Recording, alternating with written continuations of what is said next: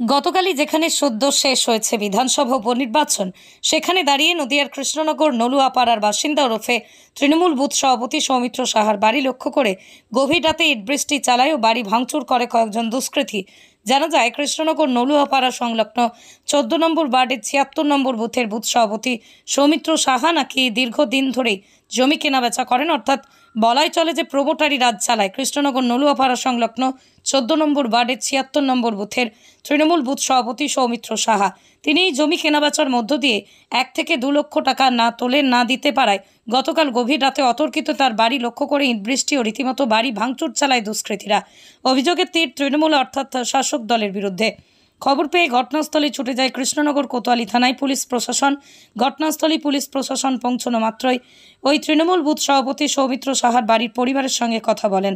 আর এই ঘটনা রাতের অন্ধকারে কারা ঘটালো, কেনই বা ঘটালো, তার তদন্তে নেমেছে কৃষ্ণনগর কোতোয়ালি থানার পুলিশ প্রশাসন। আর ঘটনার পর দুজনকে গ্রেপ্তার করেছে কৃষ্ণনগর কোতোয়ালি থানার পুলিশ প্রশাসন।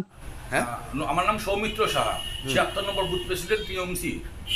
তা আমাদের একটা গত পরশুদিন একটা সম্পত্তি বেচেছি, এখানে আমাদের বাড়ির কাছেই আছে। তা সেই সম্পত্তিটি বেচার জন্য ওরা আমাদের কাছে 1 লক্ষ টাকা আমার কাছে তোলা চাইছে। সেই টাকাটা আমি দিতে অস্বীকার করেছি, যার জন্যই আমার বাড়িটা এরকম ভাঙচুর করেছে রাত্রেবেলা। কিছু না হলো 50 থেকে 60 জন লোক এসেছিল, তারা এসে টোটালি এই ভাঙচুর করেছে এবং আমাদের জীবন রক্ত মানে আমাদের খুন করতেও এসেছিলো। বোমা নিয়ে এসেছিলো, রিভলভার নিয়ে এসেছিলো, সব রকম অস্ত্র হাতে ছিল, দা নিয়ে এসছে, বড় বড় দাও ছিল ওদের কাছে। 50 থেকে মিনিমাম 60 জন লোক এসছে ওরা।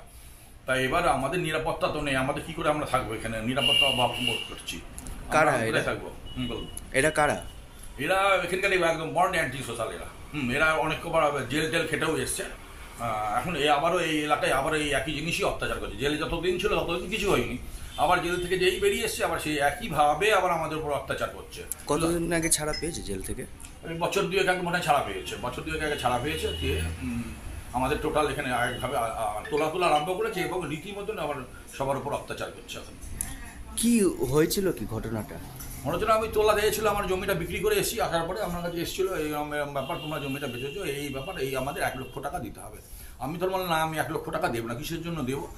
আমাদের পৈতৃক সম্পত্তি, এটা আমরা বেচেছি, কাউকে আমরা তোলা হিসাবে কাউকে কোনো রকম টাকা দেবো না। আমরা এই অস্বীকার করার জন্য আমাদের বাড়ির উপর, আমাদের ফ্যামিলির উপর অত্যাচার হচ্ছে, আমাদের হুমকি দিচ্ছে, আমার ছেলেকে হুমকি দিচ্ছে।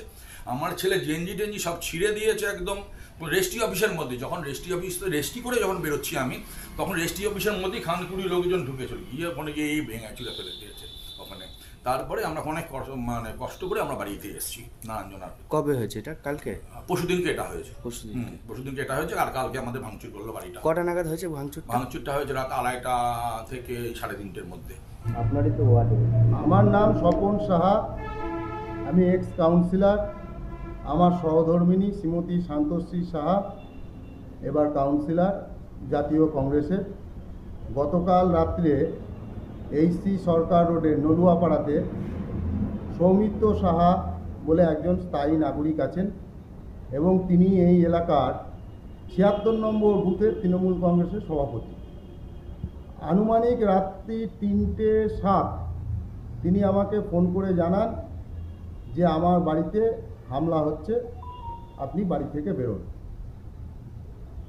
সেই রাত্রে ফোন পাওয়ার পর আমরা সেখানে যাই এবং দুষ্কৃতিকারীরা পালিয়ে যায়। গিয়ে দেখি তার জানলার কাজ, সিঁড়ির কাজ বাড়িতে ভাঙচুর করে। তার বাড়িতে তার বৃদ্ধ দাদা, ছেলে, মেয়ে, স্ত্রী আছে, চরম আতঙ্কিত। তিনি তার বাড়ির সামনেই একটি 2 কাঠা প্লট জায়গা আছে, সেই জায়গাটি কয়েকদিন আগে একজন ভদ্রলোককে বিক্রয় করেন এবং আমাদেরকেও বলেন আমার অর্থনৈতিক অবস্থা খারাপ, আমি জমিটি বিক্রি করে দিচ্ছি। বললাম হ্যাঁ, আপনার জমি আপনি বিক্রি করবেন, এ তো কোনো কারো কিছু বলার নেই। পরবর্তীকালে তার কাছ থেকে আমরা জানলাম যে এই জমিটি বিক্রয় হওয়ার পর এখানকার কিছু ব্যক্তি এবং বাইরের কিছু লোকজন এসে তার কাছে বলে এই জমি তুমি বিক্রি করেছো, জমি দালালি বাবদ তোমাকে 1 লক্ষ টাকা আমাদের সেলামি দিতে হবে। তা উনি বলেন আমার জমি পৈতৃক সম্পত্তি আমি বিক্রয় করেছি, কেন তোমাদের টাকা দিতে হবে? তিনি টাকা দিতে অস্বীকার করার জন্যই গতকাল রাত্রে তার বাড়িতে হামলা চালায়। আমরা সকলে আতঙ্কিত, এলাকার বাসিবৃন্দ কেউ ভয়ে বেরোতে পারছে না। আমরা তো বিরোধী দলের কাউন্সিলর, আমরা এটা চরম আতঙ্কের মধ্যে আছি।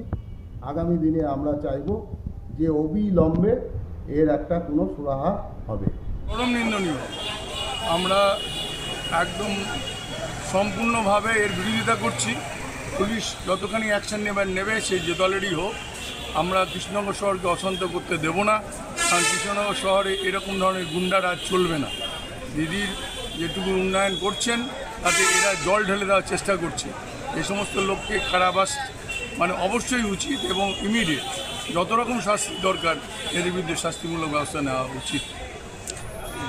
কে সদস্য হলো কি না হলো, এর সাধারণ লোক হলো, যে কোনো ধরনের অপরাধকেই আমরা কঠোরভাবে নিন্দা করি। আমরা একে প্রশ্রয় দিই না, সে দলেরই হোক, যে ইয়েরই হোক, যে পার্টিরই হোক। পুলিশ এদেরকে দমন করুক, আমরা চাই। দেখুন, আমরা জানতে পারলাম যে নলুয়াপাড়া কৃষ্ণনগর পৌরসভার যেটা 14 নম্বর ওয়ার্ড, সেই নলুয়াপাড়ায় তৃণমূল কংগ্রেসের একজন বুথ সভাপতি, তিনি জমি বিক্রি করছেন। সেই জমি বিক্রি করার ফলে এলাকারই তৃণমূলের কিছু মস্তান যারা সমাজ বিরোধী, আজকে পশ্চিমবাংলায় সাধারণ মানুষের যেরকম কোনো নিরাপত্তা নেই তৃণমূল রাজত্বে, ভারতীয় জনতা পার্টির নেতাকর্মী বা বিরোধী রাজনৈতিক দলের নেতাকর্মীদের যেরকম নিরাপত্তা নেই, আজকে তৃণমূল কংগ্রেসের বুথ সভাপতি তারও আজকে নিরাপত্তা নেই। কারণ তিনি আক্রান্ত হচ্ছেন, তার বাড়ি ভাঙচুর হচ্ছে, কারণ তিনি একটি জমি বিক্রি করেছেন। সেই জমি বিক্রি করার 1 থেকে 2 লক্ষ টাকা আজকে তোলাবাজি দিতে হবে, সেই তোলাবাজি দিতে তিনি অস্বীকার করেছেন বলে গভীর রাতে তার বাড়ি ভাঙচুর করা এবং রেস্ট্রির দিন তাকে হেনস্থা করা হয়। কোর্টের মধ্যে আমরা জানতে পেরেছি কোন রাজত্বে আমরা বাস করছি। যারা এর সাথে যুক্ত, সে তৃণমূল হোক আর তৃণমূলের অন্য গোষ্ঠী হোক, এটা নিন্দনীয় ঘটনা। যার সাথে এরা যুক্ত তাদেরকে গ্রেপ্তার করে দৃষ্টান্তমূলক শাস্তির দাবি আমরা করছি।